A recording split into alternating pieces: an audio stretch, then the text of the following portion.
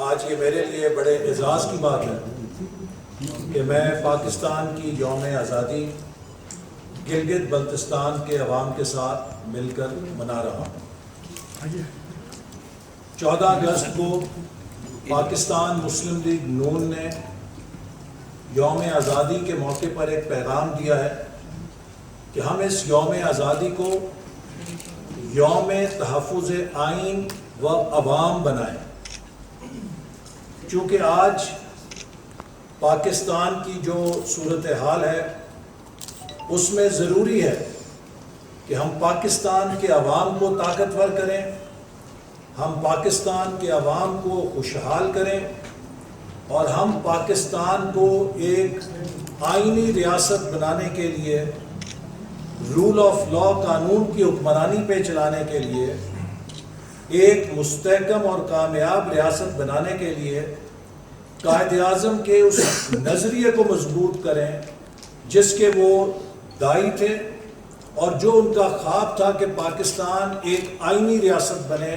Constitutionalism کے ساتھ اس ملک کو چلایا جائے، جہاں پر ہر شہری کے بنیادی حقوق محفوظ ہوں، جہاں پر آزادی رائے ہو اور جہاں پہ عوام کی رائے سے، عوام کی تائید سے حکومت سازی ہو اور پاکستان کے فیصلے ہو۔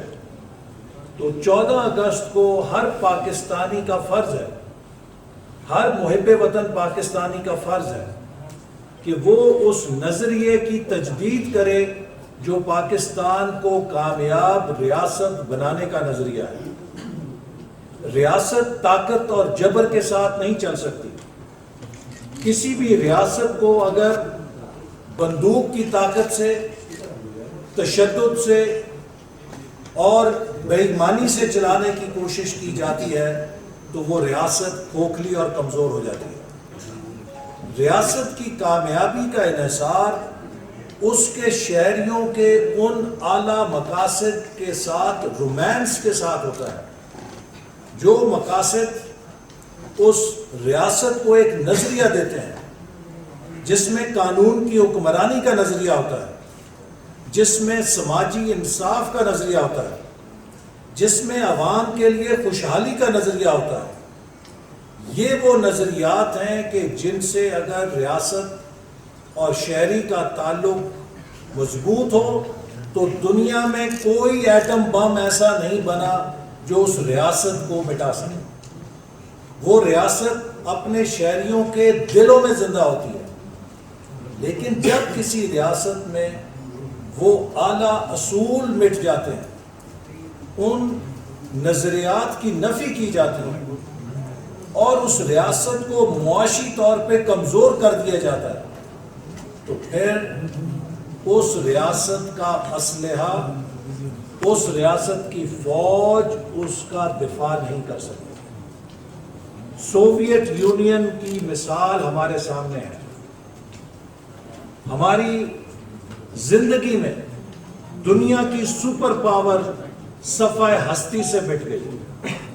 اس کے پاس دنیا کا سب سے بڑا ایٹمی اسلحہ تھا، اس کی فوج ریڈ آرمی دنیا کی سب سے بڑی فوج تھی، لیکن جب اس ریاست کے اندر معیشت کنگال ہو گئی، جب معاشی طور پہ وہ سپر پاور کمزور ہو گئی اور اس سپر پاور کے شہریوں اور ریاست کے درمیان کرائسس آف میننگ پیدا ہو گیا کہ وہ کیا نظریہ ہے جو انہیں جوڑتا ہے، تو آپ نے دیکھا کہ ایک میزائل یا گولی چلائے بغیر وہ ریاست سپر پاور اپنے اندر سے ہی منہدم ہو گئی۔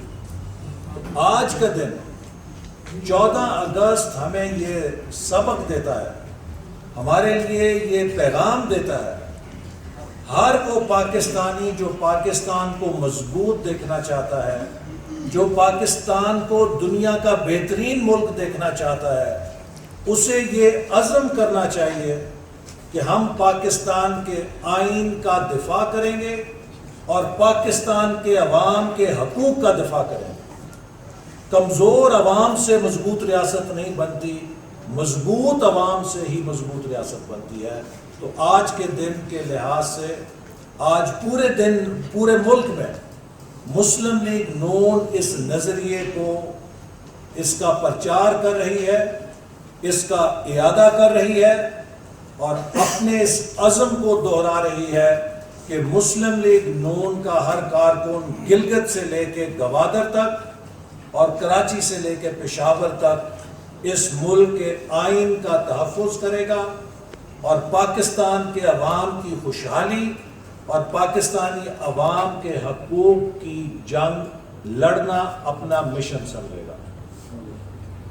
2013 سے 2018 تک مسلم لیگ نون نے اس مشن پر عمل کر کے دکھایا ہے. آپ جانتے ہیں کہ پاکستان 2013 میں کتنا کمزور تھا. ہمارے ملک میں بدترین توانائی کا بحران تھا. آج جو صورتحال گلگت کے کچھ علاقوں میں سردیوں کے اندر پیش آتی ہے، جس کا ہم علاج کر رہے تھے اور اس حکومت نے وہ منصوبے روک دیے ہیں، ویسی صورتحال پورے پاکستان میں تھی. 18 سے 20 گھنٹے لوڈ شیڈنگ گرمی میں تھی اور سردی میں تھی. پورا ملک مفلوج ہو چکا تھا، معیشت مفلوج ہو گئی تھی. اور مسلم لیگ نون نے عوام سے 3 وعدے کیے 2013 میں. ہم پاکستان کے توانائی کے بحران کو حل کریں گے، ہم پاکستان سے دہشت گردی ختم کریں گے اور ہم پاکستان کی معیشت کو بحال کریں گے. 2018 میں ہم نے پاکستان سے لوڈ شیڈنگ ختم کر دی اور 11,000 میگا واٹ کے نئے منصوبے لگائے جن کی تاریخ میں مثال نہیں ملتی. چونکہ 67 سالوں میں 18,000 میگا واٹ بجلی لگی تھی. میں پھر دہراتا ہوں، 67 سالوں میں 18,000 میگا واٹ بجلی کے منصوبے لگے تھے اور ہماری حکومت نے وزیر اعظم نواز شریف کی قیادت میں 4 سالوں میں 11,000 میگا واٹ کے بجلی کے منصوبے لگائے. یہ ایک ناقابل یقین ریکارڈ تھا. ہمارے ملک میں ہر روز دہشت گردی کے واقعات ہوتے تھے، ہر روز خود کش بمبار پھٹتا تھا اور درجنوں ہماری بے گناہ شہریوں کی لاشیں زمین پہ گرتی تھیں اور یہ زمین ان کے لہو سے سراب ہوئی. خاص طور پہ خیبر پختونخوا کے اندر وہاں کے شہری جنازے اٹھا اٹھا کے ان کے کندھے تھک گئے تھے. انہیں سمجھ نہیں آتی تھی کہ یہ عذاب کب ٹلے گا. وزیر اعظم نواز شریف نے پشاور کے ہولناک واقعے کے بعد فوجی قیادت سے کہا کہ آپ بے خطر ہو کے ان کا مقابلہ کریں، حکومت اور عوام آپ کے پشت پر ہوں گے اور آپ کو جتنے وسائل چاہیے ہوں گے ہم اپنے پیٹ پہ پتھر باندھیں گے، لیکن پاک فوج کو دہشت گردی کی جنگ ختم کرنے کے لیے وسائل دیں گے. اس سے پہلے ہماری دہشت گردی کی جنگ اتنی ہوتی تھی جتنے امریکہ سے ڈالر ملتے تھے. ہم امریکہ کو بل بنا کے بھیجتے تھے کولیشن سپورٹ فنڈ، جتنے ڈالر آتے تھے اتنی گاڑی چلتی تھی ہماری، جب ڈالر بند ہوتے تھے ہم بھی رک جاتے تھے. یہ وزیر اعظم نواز شریف کی حکومت کا کمال ہے کہ انہوں نے اس جنگ کو بدلا. انہوں نے کہا کہ اگر یہ پاکستان کے امن کی جنگ ہے تو ہمیں امریکہ کے ڈالروں سے نہیں لڑنی، پاکستان کے روپے سے لڑنی ہے اور جتنے وسائل چاہیے ہوں گے اس امن کے لیے ہم آپ کو دیں گے. پھر ہمارے بہادر افواج نے اس جنگ کو لڑا، شہادتیں دیں، ہماری پولیس نے اس کے اندر حصہ لیا، سیکیورٹی کے اداروں نے لیا، پوری قوم پشت پہ کھڑی ہوئی.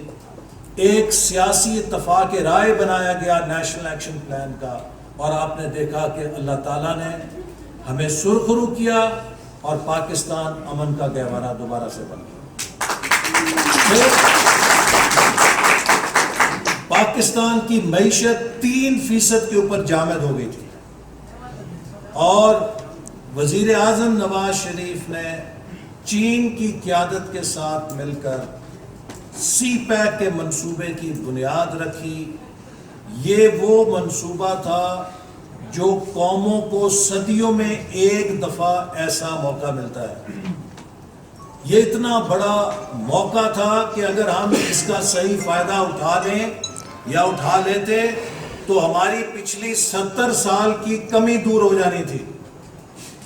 بدقسمتی سے جب سی پیک کی بنیادیں رکھی گئیں، ہم نے 4 سالوں میں 29 ارب ڈالر کی سرمایہ کاری انفراسٹرکچر میں، موٹر ویز میں، شاہراہوں میں، گوادر پورٹ میں، بجلی کے منصوبوں میں لگائی، جس سے وہ بنیاد رکھی گئی کہ جس پر معیشت کی عمارت کھڑی کرنی تھی۔ اور جب ان بنیادوں پہ عمارت کھڑی کرنے کا وقت آیا تو 2018 میں دھاندلی کے ساتھ ہمیں اس کام سے پیچھے کر دیا گیا۔ اور آپ نے دیکھا کہ جب آپ مکان بناتے ہیں اور ایک مستری اس کی بنیادیں رکھتا ہے، اور جب دیوار چننے کی باری آئے آپ اسے ہٹا کے نیا مستری لائیں گے تو وہ کبھی دیوار اور بنیاد کے درمیان الائنمنٹ نہیں کر سکتا۔ وہ کہے گا جی پچھلی بنیادیں ڈھاؤ، ہم پھر نہیں بنائیں گے۔ وہ پچھلی بنیادیں ڈھانے لگ جاتے ہیں۔ یہ اناڑی جو مستری لگائے گئے معیشت کے اوپر، انہوں نے نئی دیواریں کیا کھڑی کرنی تھی، انہوں نے پچھلی بنیادوں کو ڈھانا شروع کر دیا۔ اور آج وہ پاکستان جس کو ہم 3% ترقی کی شرح سے 5.6% پر لے گئے تھے، آج وہ -1.5% پر آ چکا ہے۔ دنیا میں 2 سالوں کے اندر 7% معیشت گرنے کی کوئی مثال نہیں ہے پچھلے 50 سالوں میں۔ یہ کارنامہ عمران احمد نیازی صاحب کی حکومت کے سر جاتا ہے کہ انہوں نے پاکستان کی معیشت کو 7% گرا دیا ہے 2 سالوں کے اندر۔ معیشت گرنے کا کیا مطلب ہے؟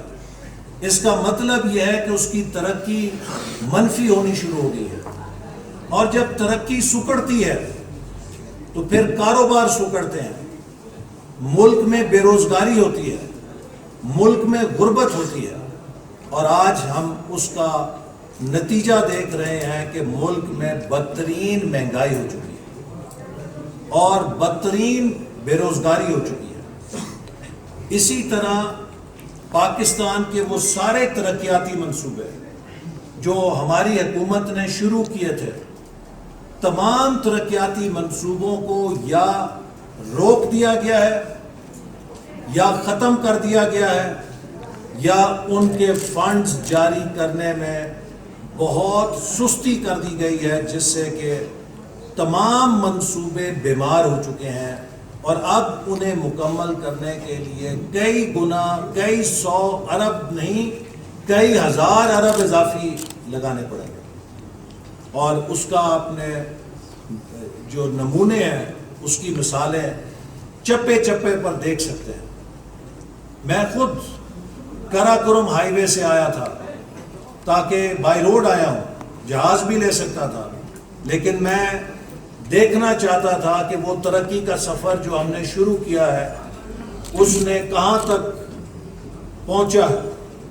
تو مجھے افسوس سے کہنا پڑتا ہے کہ وہ شاہراہ کہ جس کو ہم تھا کوٹ تک بنا کر چھوڑ گئے تھے، تھا کوٹ کے اوپر اس کی بریکیں لگ گئی ہیں، اور آج تھا کوٹ اور رائے کوٹ کے درمیان جو شاہراہ کراکرم کی حالت ہے وہ مجھے آپ کو بتانے کی ضرورت نہیں ہے۔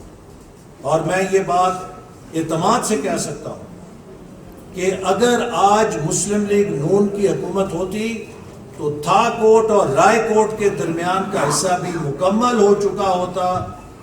جیسے آپ گلگت سے رائے کوٹ تک فراٹے مارتے ہوئے جاتے ہیں، اسی طرح آپ پوری شاہراہ کے اوپر فراٹے مارتے ہوئے جاتے اور شاید 8 گھنٹوں کے اندر اسلام آباد پہنچ سکتے۔ مجھے بٹ گرام کے لوگوں نے بتایا کہ ہمیں 7 گھنٹے لگتے تھے اسلام آباد جانے کے لیے۔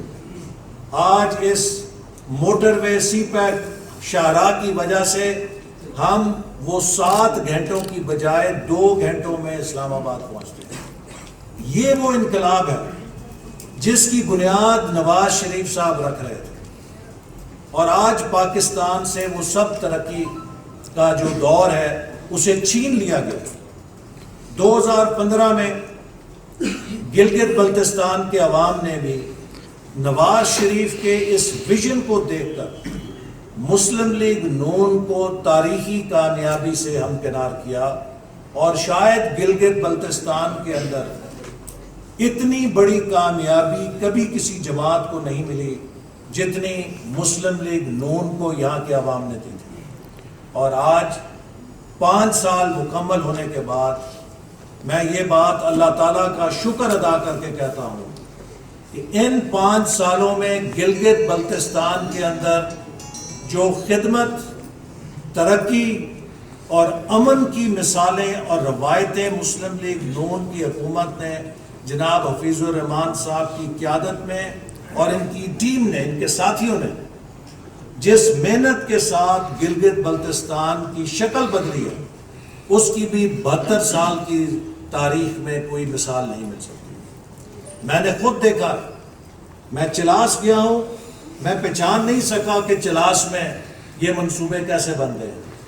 میں گلگت 2.5-3 سال کے بعد آیا ہوں، میں نے گلگت میں جو ترقی دیکھی ہے 2.5-3 سال پہلے کے مقابلے میں گلگت بدل چکا ہے۔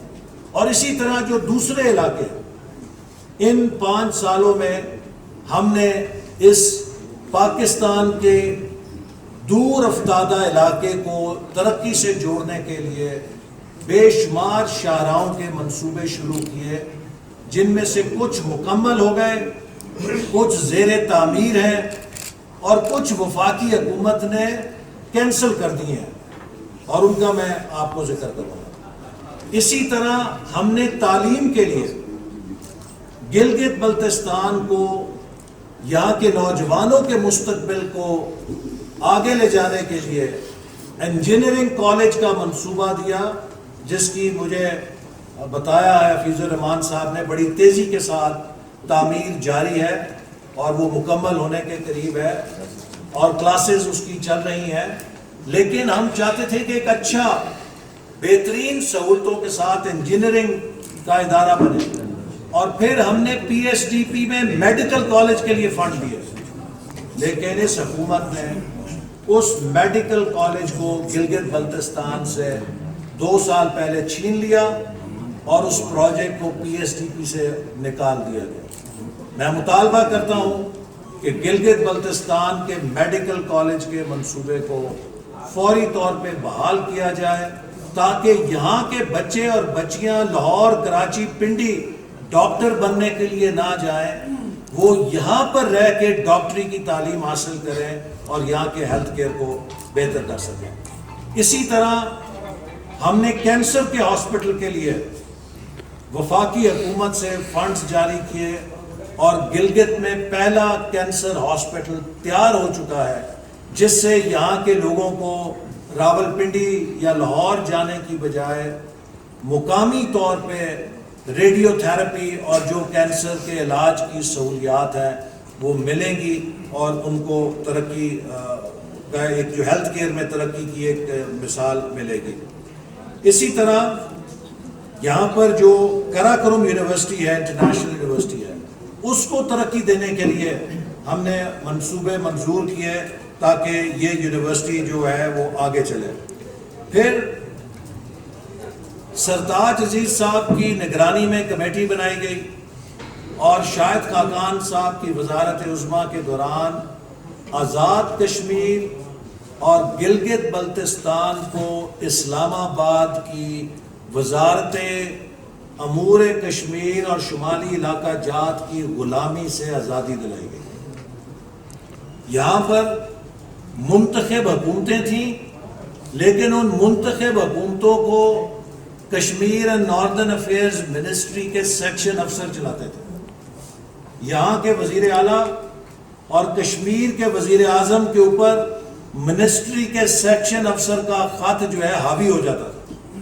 ہم نے اس استحصالی نظام کو ختم کیا اور گلگت بلتستان اور آزاد کشمیر کی جمہوری منتخب حکومتوں کو ان کی خود مختاری دی تاکہ وہ اپنے علاقے کی خدمت کرنے کے لیے کسی وزارت کے سیکشن افسر کے محتاج نہ ہوں. اور ان اختیارات کی منتقلی سے یہاں پر ترقی کا عمل جو ہے وہ بہت تیزی کے ساتھ آگے چلا تھا.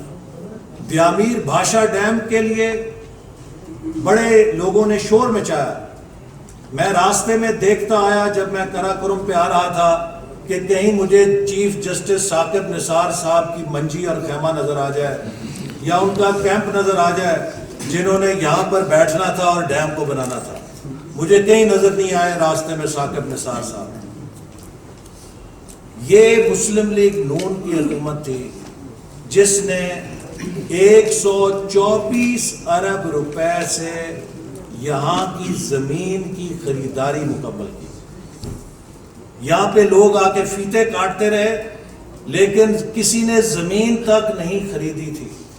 تو یہاں کے مقامی لوگوں کے ساتھ مشاورت کے ساتھ بات چیت کے ذریعے اس پیسے کو یقینی بنایا گیا اور ان کو وہ فراہم کیا گیا اور تاکہ یہ منصوبہ آگے بڑھ سکے اور اس سے ملک کے اندر ترقی کا ایک نیا دور شروع ہو سکے. اب یہ حکومت بھی کہتی ہے کہ ہم اس منصوبے کو شروع کرنا چاہتے ہیں. ہم نے 2018 میں اس منصوبے کے لیے 24 ارب روپے بجٹ میں چھوڑ کے گئے تھے لیکن اس منصوبے پہ ایک اینٹ نہیں رکھی گئی اور 24 ارب روپے سرنڈر کر دیے گئے. 2 سال ضائع کر دیے گئے. اب اگر یہ 2020 میں سے شروع کریں گے تو مجھے خطرہ ہے کہ اس کی قیمت میں اضافہ ہو چکا ہوگا اور اس کا PC1 پہ نظر ثانی کی ضرورت ہے اور انہوں نے اس نظر ثانی کے بغیر اس کو شروع کیا ہے. مجھے نہیں پتا کہ جب اس کی قیمت بڑھ گئی ہے اور انہوں نے اپنی PC1 کو ریوائز نہیں کیا تو اس کو یہ کہیں ایسا نہ ہو کہ ایک اور نیلم جیلم منصوبہ بنا دیں. دیامیر بھاشا ڈیم کا منصوبہ پاکستان کے لیے اتنا ہی اہم ہے جتنا ایٹمی پروگرام تھا چونکہ اس کا تعلق فوڈ سیکیورٹی سے. اس لیے میں امید کرتا ہوں کہ یہ حکومت اس منصوبے کا وہ حشر نہیں کرے گی جو حشر اس نے ٹڈی دل کا مقابلہ کرتے ہوئے کیا ہے. ٹڈی دل پر اگر 10 کروڑ روپے کی یہ سپرے وقت پہ کر دیتے تو 800 ارب کا نقصان بچ سکتا تھا. ان نالائکوں نے وقت کے اوپر 10 کروڑ کا سپرے نہیں کیا اور 800 ارب کا نقصان کرا لیا. تو میں امید کرتا ہوں کہ اس بد انتظامی، نالائکی اور نااہلی کا مظاہرہ یہ دیامیر بھاشا ڈیم کے ساتھ نہیں کریں گے چونکہ اگر دیامیر بھاشا ڈیم نیلم جیلم کی طرح سفید ہاتھی بنا تو اس کی قیمت ناقابل برداشت ہو جائے گی. لیکن پھر بھی ہم دعا کرتے ہیں کہ یہ منصوبہ جلدی سے مکمل ہو تاکہ اس کا فائدہ پہنچ سکے. اسی طرح آپ کو معلوم ہے کہ یہاں پر ہماری حکومت نے گلگت بلتستان میں جہاں ترقیاتی منصوبوں کا جال پھیلایا، سب سے بڑا مسئلہ اس علاقے کا تھا مسلکوں اور مذاہب میں ہم آہنگی.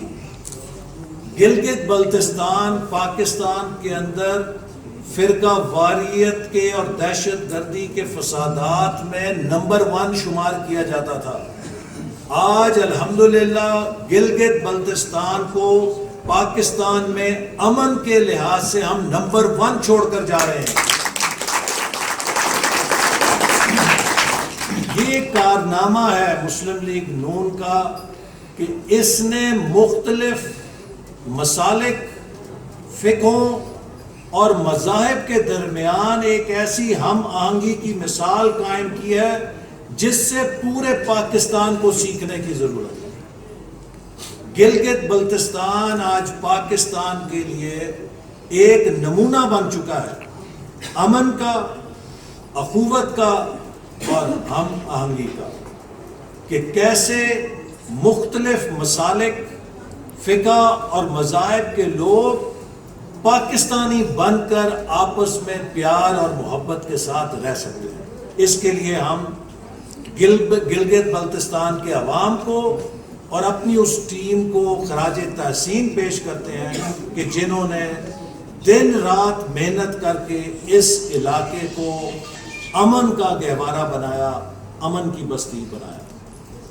اسی طرح یہاں کے جو پی ایس ڈی پی میں منصوبے شروع کیے گئے تھے، مجھے افسوس سے کہنا پڑتا ہے وفاقی حکومت نے تقریباً 60 ارب روپے سے زیادہ کے منصوبے جو گلگت بلتستان کے تھے انہیں حذف کر دیا ہے پی ایس ڈی پی میں سے۔ میں مطالبہ کرتا ہوں کہ ان منصوبوں کو فوراً بحال کیا جائے، یہ گلگت بلتستان کا حق ہے۔ اسی طرح جو سالانہ اے ڈی پی کی گرانٹ وزیر اعظم نواز شریف کی ہدایت پر ہم نے تقریباً دگنی کی تھی اور اسے 19 ارب روپے سالانہ پہ بڑھا دیا تھا۔ 7 ارب روپے سالانہ سے 19 ارب پر ہم لے گئے تھے، دگنی سے بھی زیادہ۔ پی ٹی آئی حکومت نے اسے گھٹا کے 13 ارب کر دیا ہے۔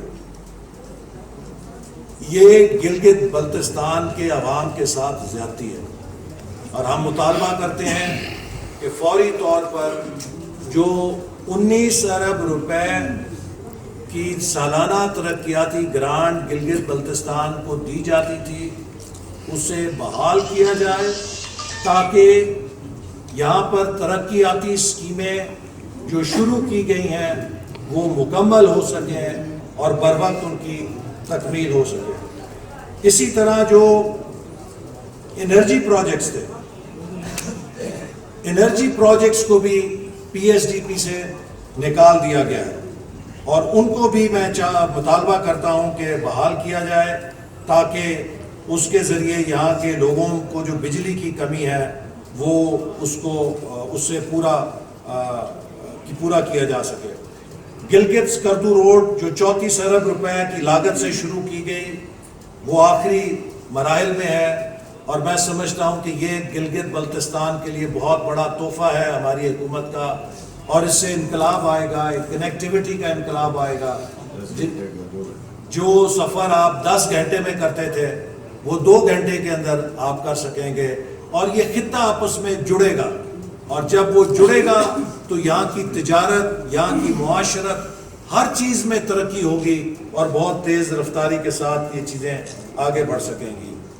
اسی طرح جو صوبائی حکومت ہے اس نے یہاں پر جو نئے اقدامات کیے ہیں جس سے شہروں کے اندر صفائی کے لیے جو سہولت دی گئی ہے ویسٹ مینجمنٹ کمپنی کی صورت میں، یہ پنجاب کے چند شہروں کے اندر تھی اور وہ آج تباہ ہو گئی ہے۔ لاہور میں جو ہم نے بنائی تھی وہ بھی تباہ ہو گئی ہے، لیکن مجھے یہ سن کے خوشی ہوئی ہے کہ آج آپ کراچی کے مناظر دیکھ رہے ہیں کہ کراچی میں صفائی کی کیا صورتحال ہے۔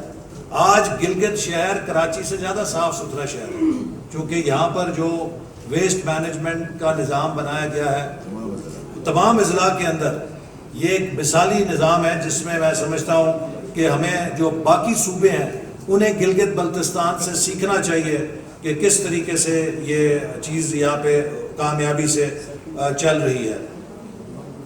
اسی طرح یہاں پر جو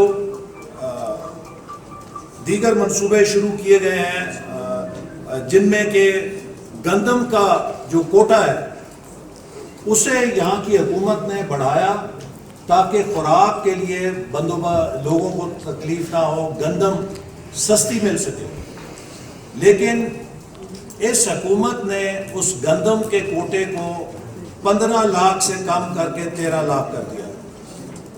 آپ دیکھیے کہ یہ پاکستان کے اندر لطیفہ حکومت ہے۔ میں پی ٹی آئی حکومت کو لطیفہ حکومت کہتا ہوں چونکہ جتنے لطیفے یہ پیدا کر رہے ہیں حکمرانی میں آج تک کسی نے نہیں کیے.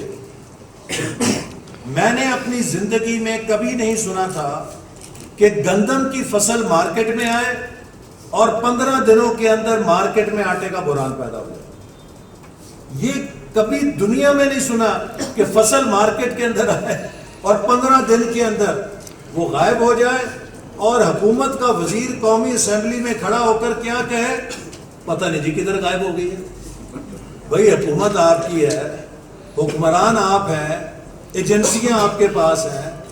اگر یہ بھی مہمہ اپوزیشن نے حل کرنا ہے یا پاکستان کے عوام نے حل کرنا ہے کہ گندم کدھر چلی گئی, تو آپ کا کیا کام ہے حکومت کے اندر؟ تو یہ آپ اس سے اندازہ کیجئے کہ یہ کتنی ایک نالائق حکومت ہے کہ جو یہاں پر کام کر رہی ہے. پھر جو افاد کا پروجیکٹ ہے 14 ارب سے, وہ شروع کیا گیا.